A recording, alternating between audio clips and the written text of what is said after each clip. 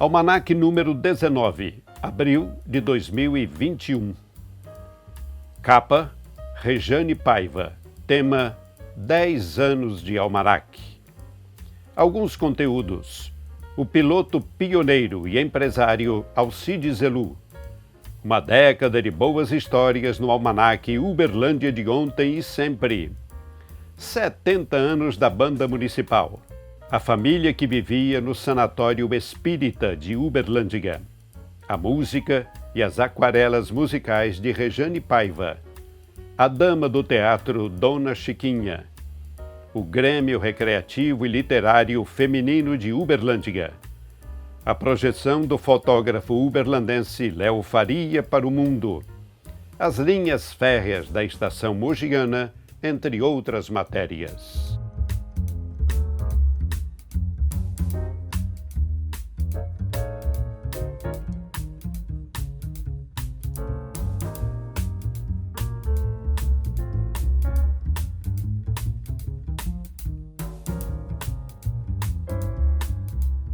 Quando a revista Almanac me convidou para fazer a capa comemorativa dos 10 anos da revista, eu me senti muito honrada. Na verdade, eu já estava fazendo um trabalho de resgate de algumas imagens da cidade, porque essa ideia começou da minha participação num grupo muito interessante no Facebook que se chama Fotografia de Rua de Uberlândia. E, claro, a gente já imaginava que ia sair muita coisa bacana dali, mas eu fui ficando encantada, comovida com as imagens antigas da cidade. E aí eu fiquei imaginando qual imagem representa a nossa cidade, né? Qual é a imagem que mais diz sobre quem somos nós. E uma das coisas que me ocorreu entre os edifícios é a personalidade do Grande Otelo. Claro que hoje há outras pessoas muito conhecidas, muito famosas que vieram da cidade, mas o Grande Otelo talvez seja a figura que atravesse o maior número de gerações, né? E para mim tem um significado extremamente especial por causa da participação dele no teatro de revista, no cinema, no teatro e na televisão, claro. Talvez seja a personalidade mais conhecida da cidade, porque é importante não só para nós, localmente, mas é uma pessoa reconhecida a nível nacional e uma imagem também que se projeta internacionalmente. Portanto, foi imaginando por onde ele andava na cidade. Dizem que o nome dele veio do nome do Grande Hotel, que é um hotel que hoje já não existe mais, mas que, curiosamente, as pessoas postaram imagens dali. O hotel já não existe, mas ficava ali nas proximidades da famosa Sibipiruna, ali no bairro Fundinho, a parte mais antiga da cidade. E então eu resolvi colocá-lo aqui ao fundo, né? Que seria onde ele teria trabalhado na infância. E depois, logo o chapéu já virou o local perfeito para encaixar o coreto, que também ele provavelmente andou por ali, e mesmo o Palácio dos Leões, que é o antigo prédio da Câmara, já teve outras funcionalidades. Então, claro, hoje as pessoas fazem isso através de uma manipulação de imagens num nível mais digital, mas eu queria fazer isso através da aquarela. Então, quando veio o convite, eu achei que era uma oportunidade perfeita para colocar esse trabalho. E fiquei super feliz de que o trabalho tenha sido aceito.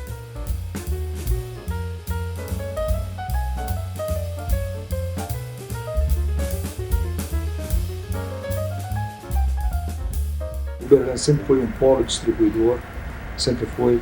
Várias firmas do passado desapareceram, mas sempre surgiam outras. Eu me lembro na época que nós começamos, tinha J. Alves Veríssimo, tinha Casa Caparelli, por exemplo, que Viúva João Calixto, Serralha e outras mais. Quer dizer, essas firmas, ao longo do tempo, elas deixaram a atividade atacadista e foram surgindo outras, como é o caso nosso, e Martins, Comércio, Peixoto e etc. Então, Uberlândia sempre foi um polo atacadista. Quando eu consegui trabalhar, trabalhei no cargo de motorista e entregador. A gente carregava o caminhão e saía para entrega. Eu entregava para as casas Alô Brasil, que era o atacadista, né? E na época que eu trabalhei já não tinha mais o supermercado já tinha fechado. Eu conheci o supermercado assim, que a gente comprava muito lá, mas assim, eu trabalhei mesmo, foi para as casas Alô Brasil, que era atacadista que entregava para o varejo, né? Onde é o Leal, na Tibério, lá tinha um Mini, eles falavam Mini Alô Brasil, na época que eu conheci a gente tinha esse Mini Alô Brasil, tinha o da João Pinheiro, que é onde é o Bretas hoje ali do museu, tinha aquele da Avenida Afonso Pena, tinha o Alô Brasil mesmo atacadista, tinha o Boca Quente das casas Alô Brasil que entregava aqui na cidade, e tinha a Casa Uberlândia, que era tudo do mesmo grupo. O Boca Quente, assim, ele queria diferenciar, que ele queria entregar rápido a mercadoria, ele queria diferenciar dos outros, porque todo mundo, os outros também vendiam, entregava, às vezes os preços podiam ser quase a mesma coisa, mas ele queria diferenciar na parte dele ser mais rápido da entrega. Eu fiquei 13 anos. Quando vivo, eu fui para trabalhar no atacado. Nessa época, ainda não tinha o Alô Brasil, só tinha o atacado.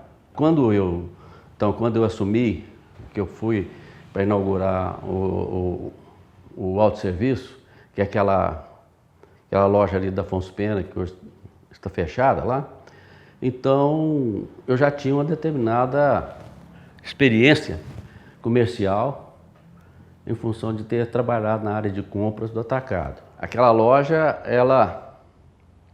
ela foi a primeira do atacado, como eu disse, e havia uma integração generalizada, geral, de todos os funcionários do atacado.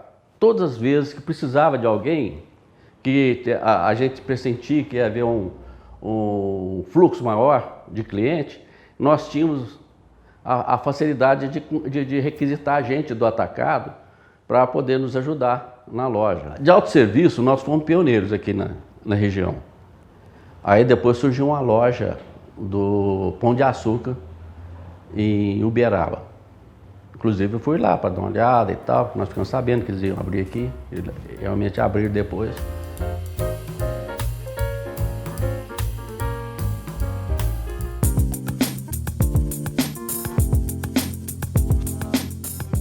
Saí de Uberlândia há 14 anos atrás, né? Eu tive uma agência de publicidade aí por 7 anos, e essa agência eu fazia muitos clientes de moda, né?